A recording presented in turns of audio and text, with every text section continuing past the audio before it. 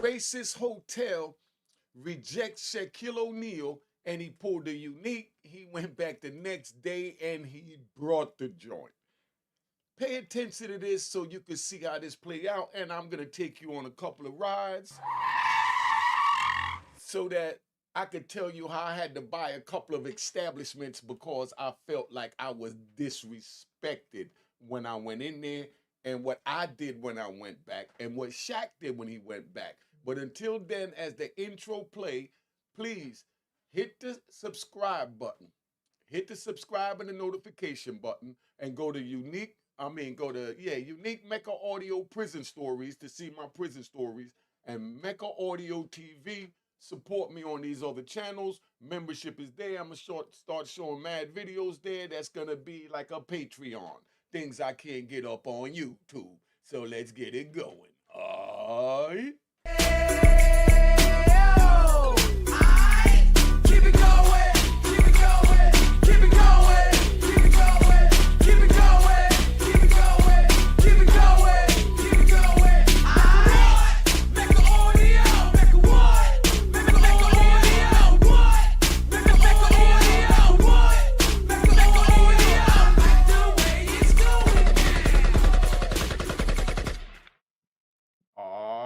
Unique Mecca Audio, we in the house, man. Let's start this party up. Let's start it up. Now, Shaquille O'Neal felt like he was disrespected in the establishment. So what he did was he went back the next day and brought it. Sit back and check this joint out. This is how real players handle situations of racism when you got the bag. Racist hotel rejects Big Shaq. The next day, he returns as the owner. On a cool autumn evening, the Royal Beacon Hotel's lobby gleamed with polished marble floors and soft lighting. Guests in tailored suits and designer dresses glided past, exchanging quiet greetings. Behind the front desk, Marissa, a young receptionist, prided herself on managing the hotel's elite ambiance. She believed she could spot the right sort of clientele from a distance. As the clock approached midnight, a tall, broad-shouldered black man stepped inside wearing a simple hoodie and jeans. His face was friendly but weary, as if he'd come from a long journey. He approached the front desk. Marissa's smile tightened, turning polite but guarded. She sized him up, noting his casual clothes. This wasn't how their usual guest dressed.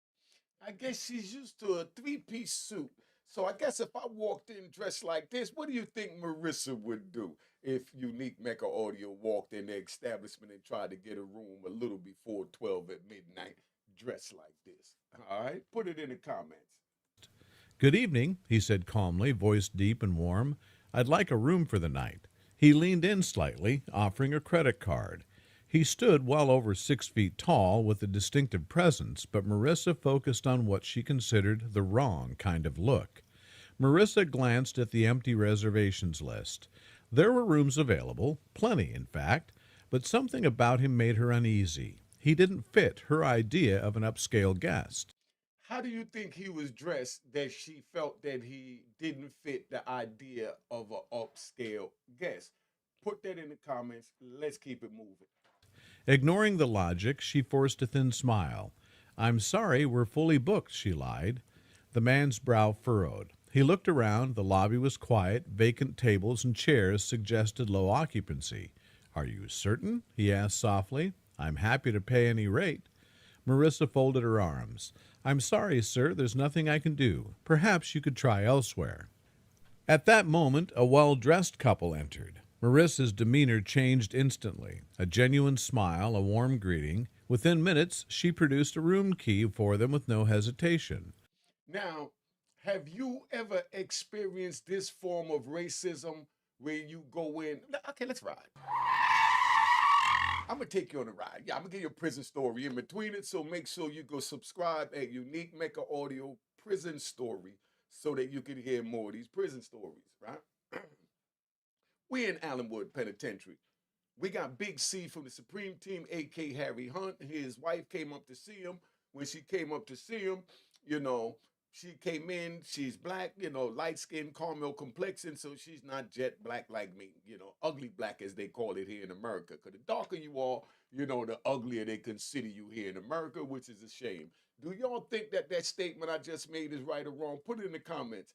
Do you feel that your comrades, your family and friends, society look at you as a dark skinned person as ugly? And I'm not talking about Tay Diggs or Tyrese or Wesley Snipes, the ones that's on TV and, that got the bag. We're not talking about that. We're talking about just if you see a regular dark skinned person, black like me, walked up to you on the street and said, "Excuse me, what's your name? You're beautiful today." You know? And then if a light skinned person walked up to you and said that. But let me get back to my ride in Allenwood. So check, right? I got to give a gunshot. Let's wake up. Let's wake up. We're going to do a gunshot. Now, check. I'm in Allenwood. I'm going to talk fast now. I'm going to get in my little zone so we can speed this up and get back to Shaquille O'Neal because, of course, we got a lot of rat bastards. And sit there and say, "Oh, let the tape play. Let the tape play." No, but see, this is a unique ride. All right, so take this. And get off my channel, and I'm telling you again, don't even buy my book. You rat bastards. Don't even buy my book. I don't want no support from you. If you're going to come here and listen, just sit back and don't touch nothing. That's another ride I could give you. I'm going to give it to you now. And then I'm going to get back to the joint about Big C and Karen. You understand? I had this girl I used to go pick up, right? Every time I get in the car, she knew what to do. That's what I loved about her. I get in the car and I'm driving, and, I pick up 1, 2 in the morning, late night booty call, I'm riding and, I just turn the music all the way up. Whoop, bass booming, you can't hear nothing but the bass in your eardrums. So she's sitting there and she don't touch nothing. But at first, she used to always try and talk while the music is playing, but the music is so loud I can't hear her. So I just drive with a straight face and I pay attention to the road. And she's talking, she's laughing, and she's carrying on. I'm stone faced riding. Only thing on my mind is just boning her back out when I get to my location. No room for rap, no time for rap, don't want to rap. This is just a late night booty call. Okay? So while we riding, see, and I'm like this. And that's how I'm riding. You know what I mean? So now, after a while, I get her in the car. And she realized that I wasn't talking. So after about 3, 4 of these late night excursions, she get in the car. And now she'll turn the radio all the way up. And she'll sit back and act like she got an attitude.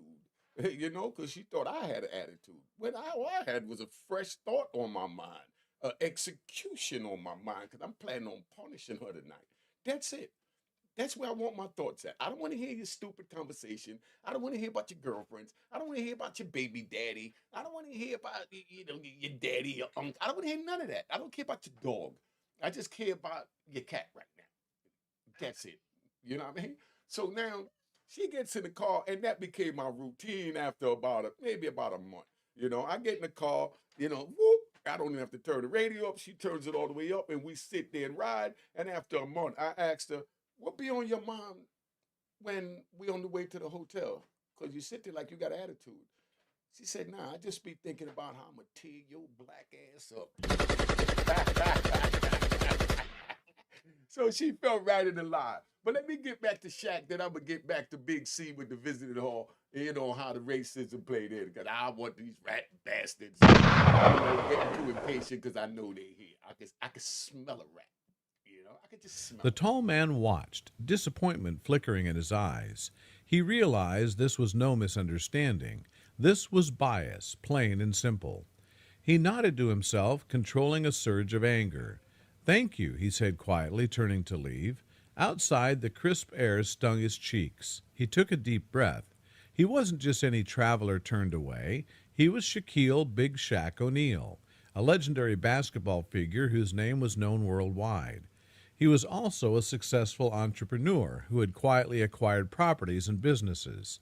The Royal Beacon Hotel had been on his radar for months. Tonight's encounter sealed his decision.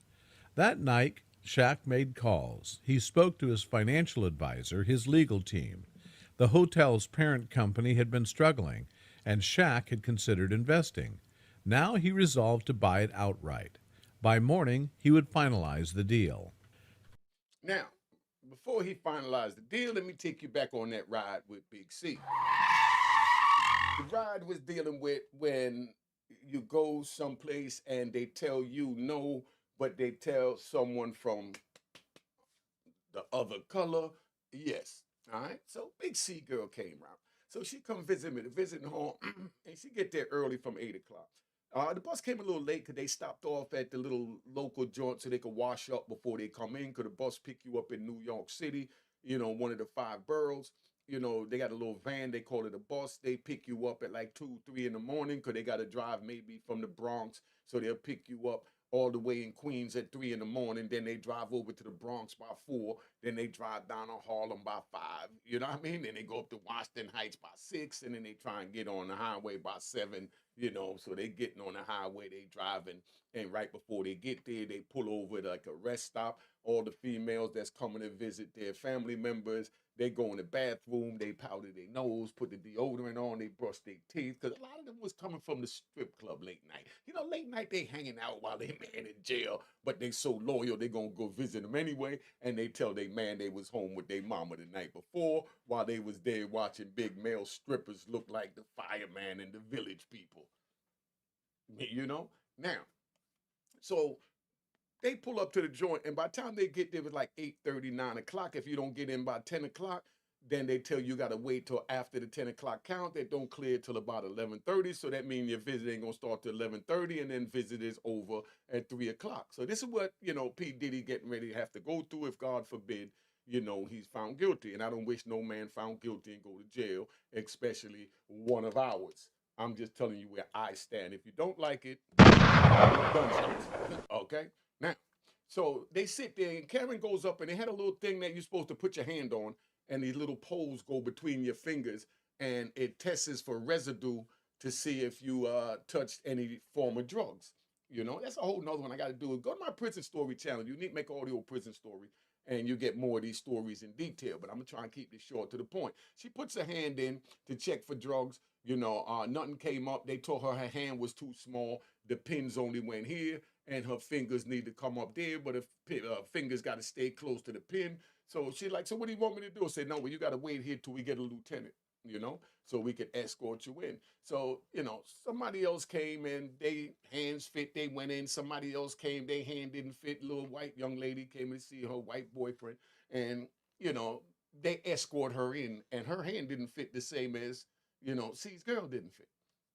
So then now she sit there, she look, so she sit down, and the next thing you know, somebody else come in, they hand fit, then somebody else come in, they hand don't fit, and they escort him in. Now it's like 10 minutes to 10. So, his wife gets up and she said, look, you told me that I had to wait for a lieutenant, but those two young ladies that just came, and she even was respectable and said young ladies, those young ladies that just came, their hands didn't fit either, but, you escorted them in. And she said, no, you just sit down and wait for a lieutenant. I said, whoa, like, who you talking to like that?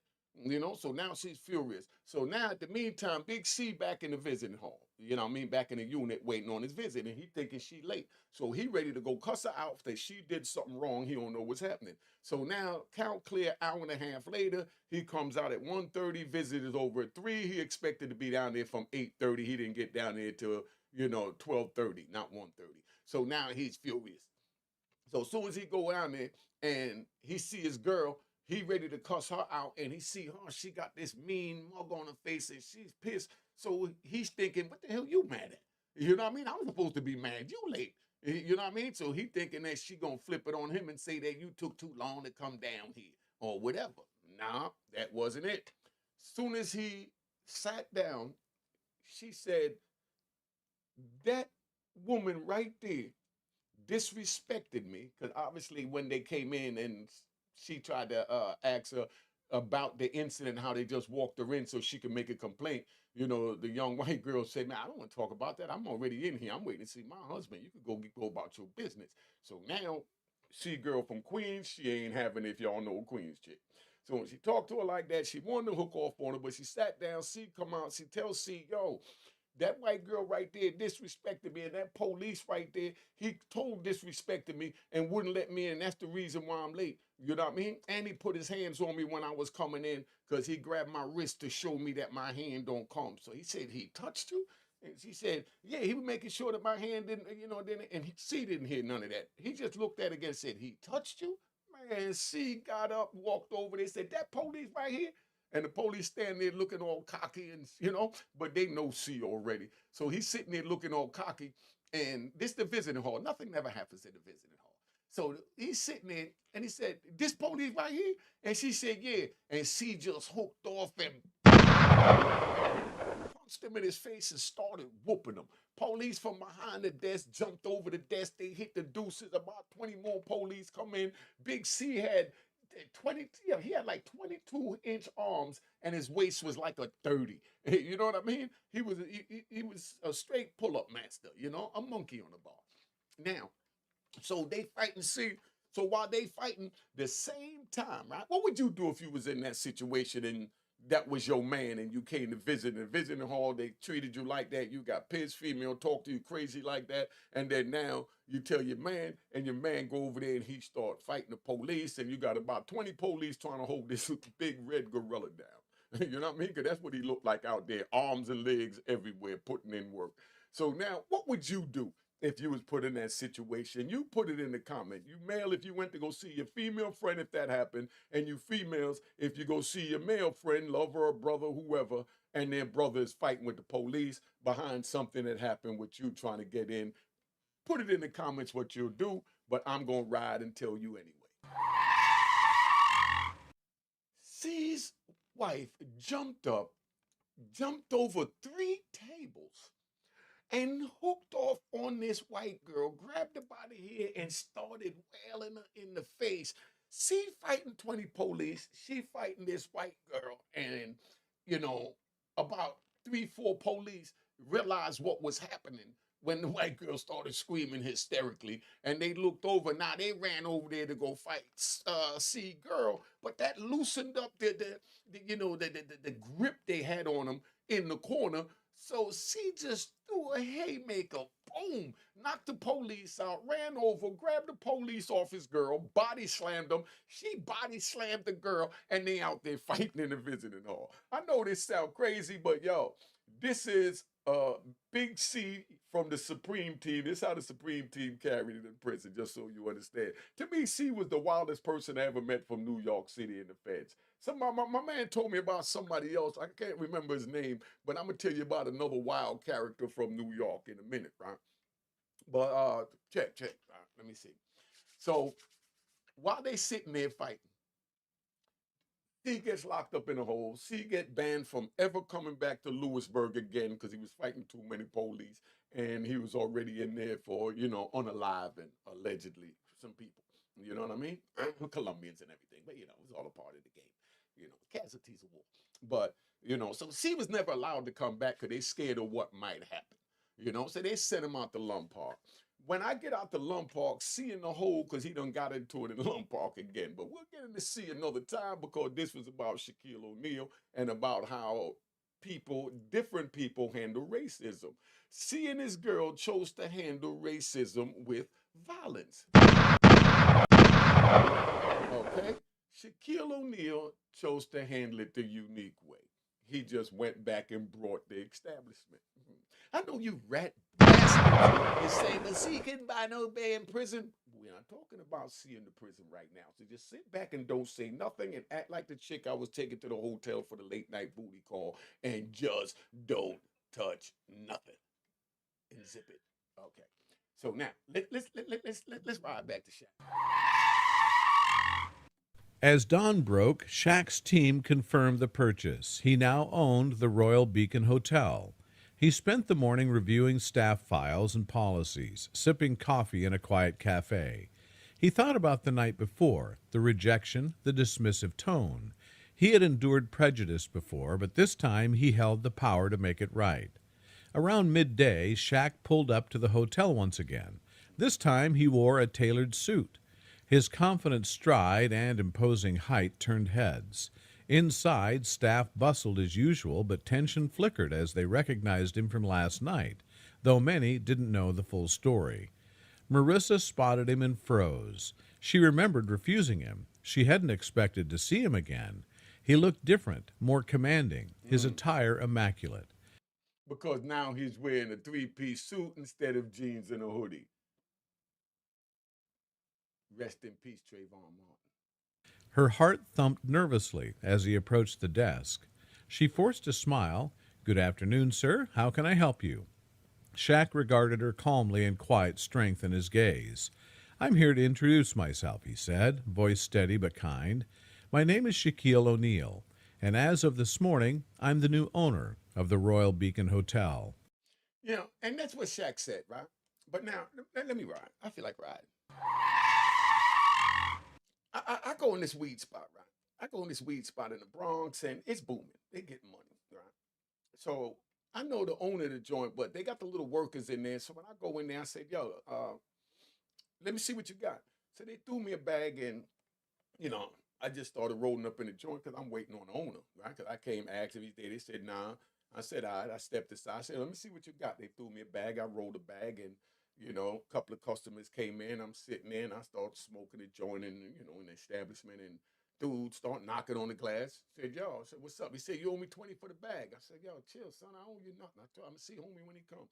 And he's like, "Nah, you gotta pay for the bag." And he talking all greasy through the thing about $20, and I'm standing there waiting for his boss. And I even told him I'm waiting on his boss. He can look at the way and tell that the way I'm dressed that I'm just a regular dude from the hood. Because at this time I'm not wearing no chains. I'm just wearing you know a black wife beater, no chains, some sweatpants, and I was just working out. So I go up in the joint, and he's banging on the window. "Yo, give me the money, give me the money, give me the money." He's talking all crazy. You know what I mean? I say, "Yeah, okay." So I give him the $20, and I go see my man, and I tell my man straight up, I said, "Yo, dude in your joint was real foul. Sweat me about a bag when I told him I came to see you. You know what I mean?" So dude was like, "Nah, nah, that's how he is." I said, "Nah, matter of fact, how much you making a day?" He said, "Making about 20,000 a day." I said, "I tell you what, you know, I'm gonna give you 200,000 right now for the spot.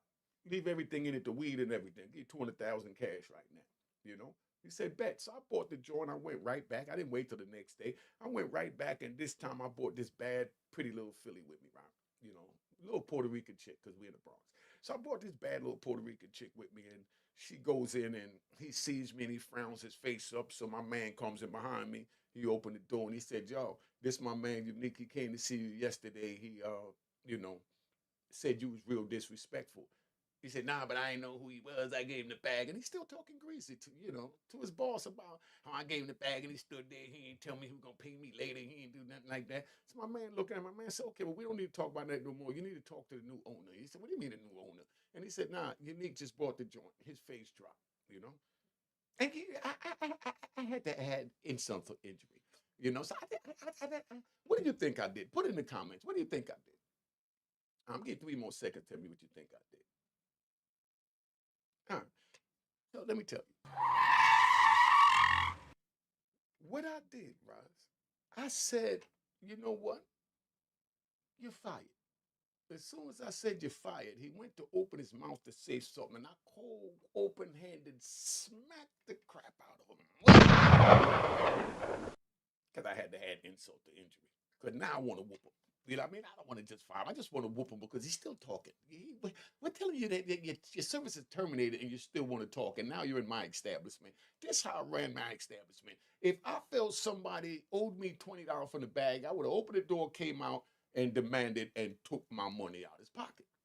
Being that he didn't do that, he definitely can't work for my establishment. Because you should at least open the door, stepped out, and said something to me face to face instead of banging on the glass like a coward. Right or wrong, y'all put it in the comment.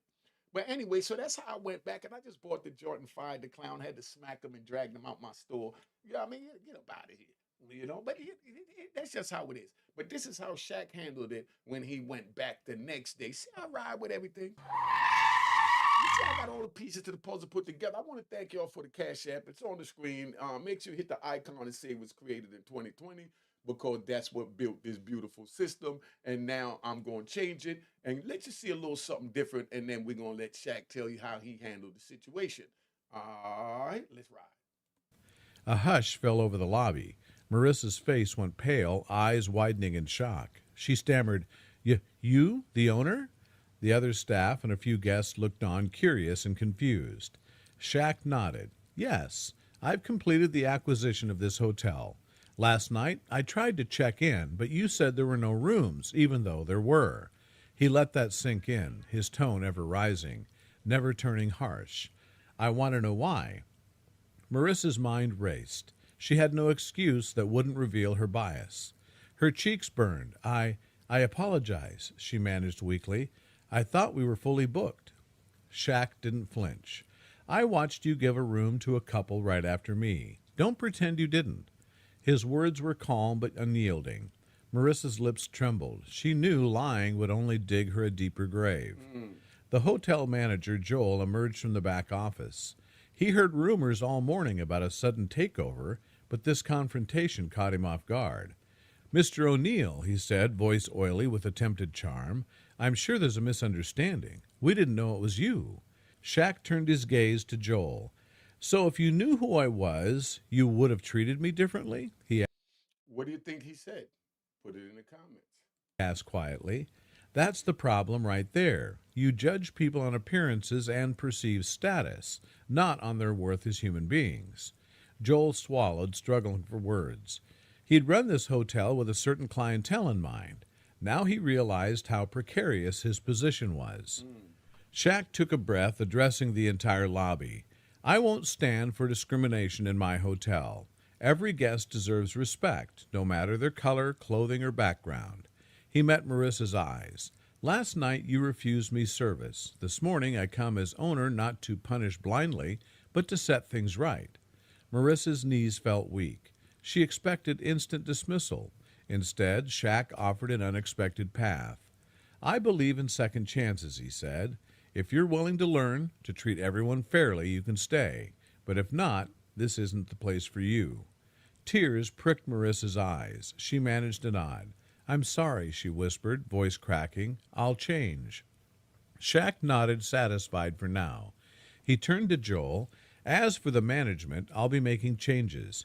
You'll undergo training, everyone will, on bias and customer relations. This hotel will be a symbol of inclusivity, not exclusion.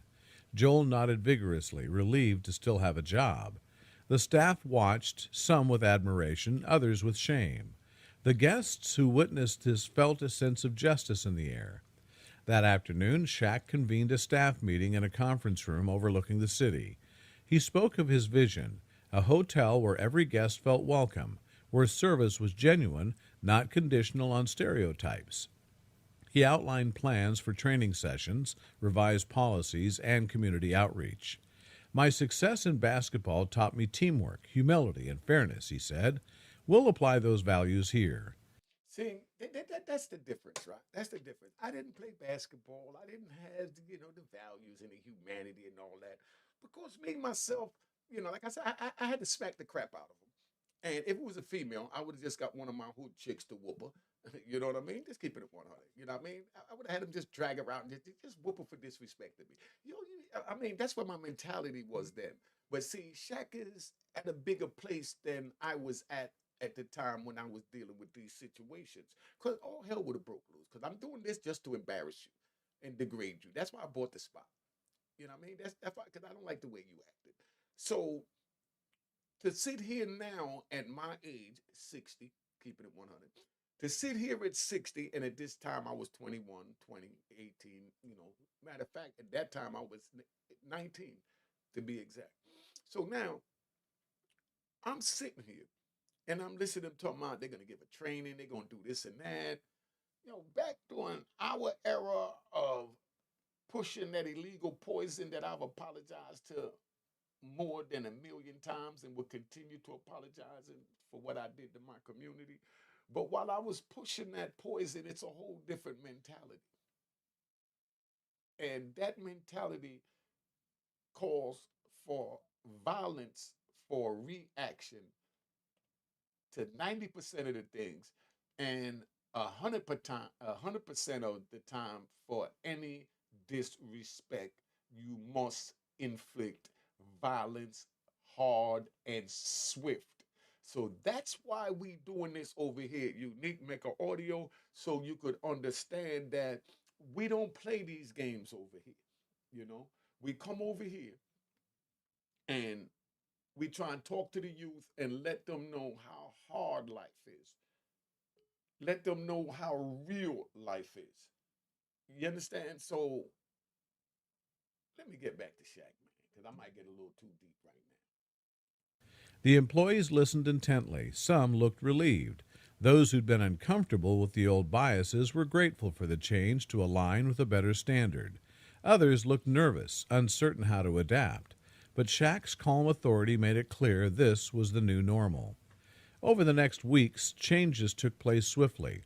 The lobby's subtle elitist branding softened, promoting a warm, inclusive atmosphere. Training sessions led by professionals in diversity and hospitality challenged staff to reflect on their attitudes. See, that's what I'm saying, right? That's the point. You youngins don't go out there wanting to get involved in a life of crime because all this handling it. Let me move out the way.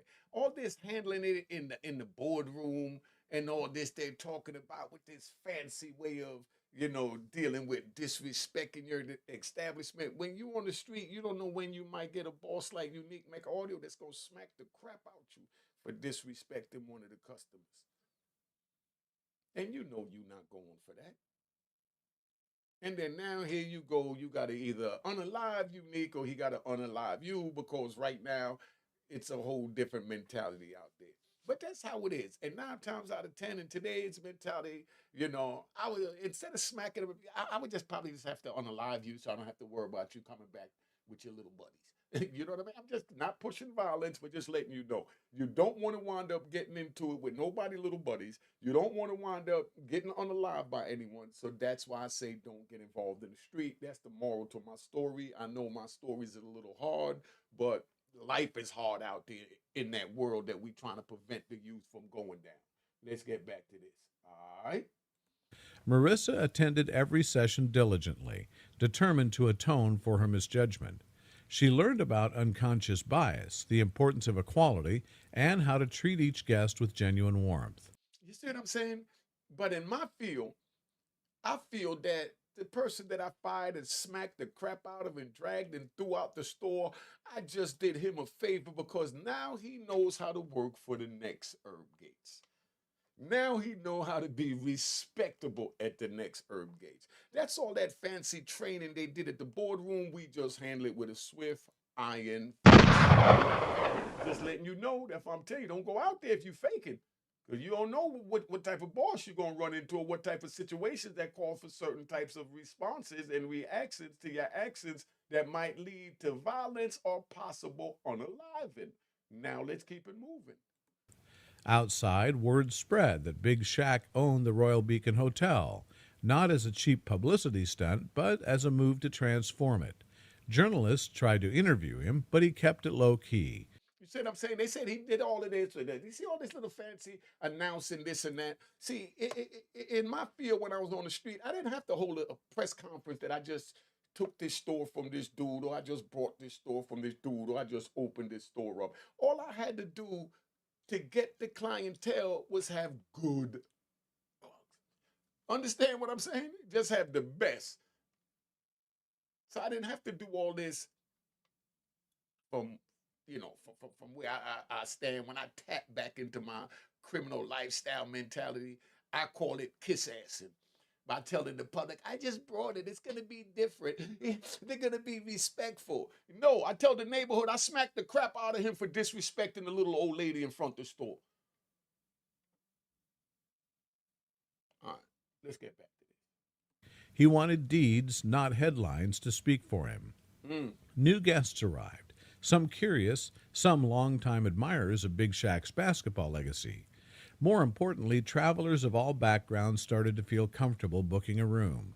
The staff greeted them with genuine smiles, no longer scanning their outfits or questioning their worth. The transformation was not just cosmetic, it was cultural. One late afternoon, Shaq stood in the lobby watching Marissa check in a family. The parents were casually dressed, the children excited and giggling. Marissa welcomed them graciously, no hint of hesitation. After they left for the elevator, Shaq approached her. She turned, her smile now free of the old tension. "Mr. O'Neal," she said warmly, "I just wanted to say thank you for giving me a second chance. I see things differently now." Shaq nodded, resting a large hand gently on the counter.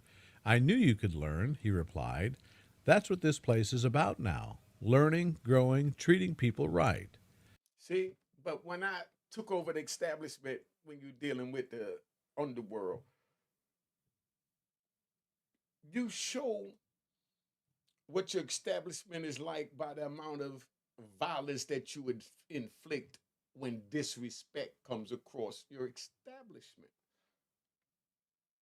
So I come home to a different day and time and a different, you know, place mentally where I could understand this thinking now. I could apply this thinking now.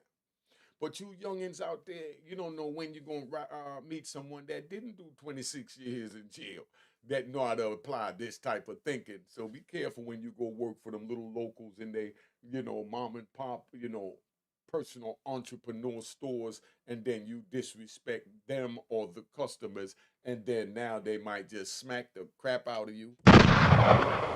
And then you're going to think they're wrong, but we know what you're going to do. You're going to run to the police and you're going to file a civil suit because that's where the world has come. But they didn't have civil suits back in my days. All right, so you had to just make an example so they knew not to mess with your establishment. Marissa's eyes shone with sincere gratitude. The painful memory of her old prejudice had become a lesson, making her a better person and employee. As the evening wore on, the manager Joel passed by Shaq, offering a respectful nod. He adapted too, working diligently to meet the new standards. Shaq appreciated his effort. "Joel," he said, stopping him, "the hotel's booked solid next month. Looks like business is booming. Good work ensuring everything runs smoothly." Joel smiled, relief and pride mingling. "Thank you, sir. It's thanks to your vision. The team's embraced it." Shaq sighed contentedly. The Royal Beacon Hotel was thriving, not by excluding people, but by welcoming everyone. Profits rose, but more importantly, so did the staff's morale and the guests' satisfaction. The old reputation of elitist snobbery faded, replaced by a welcoming atmosphere. A few nights later, as Shaq strolled through the lobby, he spotted an older black couple checking in. They wore plain clothes, weary from travel. He watched a newly hired receptionist greet them warmly and hand them room keys without hesitation. The couple seemed pleasantly surprised. Shaq smiled to himself. This right here justified his actions, a small victory in the broader fight for equality and respect. Before leaving the hotel that night, Shaq took a seat in the lounge, sipping mineral water. He recalled the first night he came in, how he was turned away. He'd felt a sting of disappointment then. Now that memory felt distant, overshadowed by what he'd built. A place where his legacy wasn't just about basketball or business, but about doing what's right. The next morning, a card arrived for Shaq at the front desk, handed in by a guest who chose to remain anonymous. It read, "Thank you for making this a place where I feel welcome. It means more than you know." Shaq held the card, heart warmed. He didn't need a headline or a press conference. This quiet acknowledgement was enough to assure him he'd made the correct decision. Walking through the lobby one last time before heading out for meetings, he greeted staff by name, inquiring about their day. Maria, a housekeeper, mentioned how guests complimented the friendly atmosphere. Tom, the bellhop, said he felt proud to work here now. These simple words affirmed the transformation. Shaq exited onto the street, morning light glinting off the doors. The Royal Beacon stood behind him, changed for the better.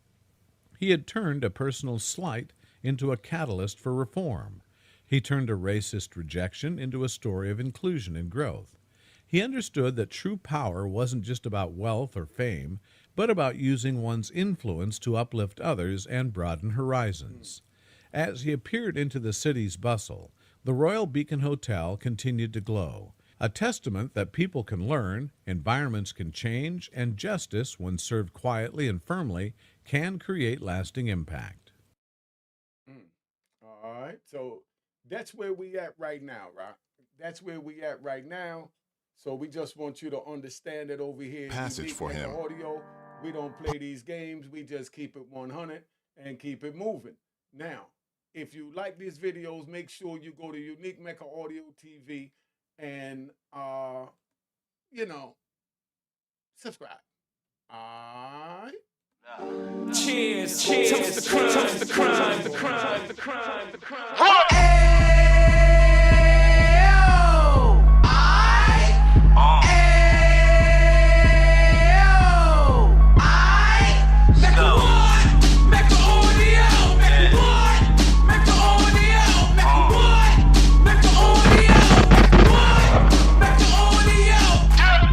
Fresh out the can of 26, he back on the strip, getting back in the mix. What he mentions a gift. You stand up 10 toes down, and I suggest you pay attention to this. Take a little gully posse and put it in hall. He cut from the bottom, came up from the bottom. Drop the book, you should go and get it. The Instagram page and the YouTube, you could go and visit. Then you could consider yourself LinkedIn. Sit front row and get Jews from a kingpin. How he went through it, so you ain't gotta go do it. Did not pay attention, would be stupid. Talking about a man that probably put your grandfather on. Probably the reason that him and your grams got along. A man that generated millions on the block, did his time, never squilling to the cops, Mecca audio.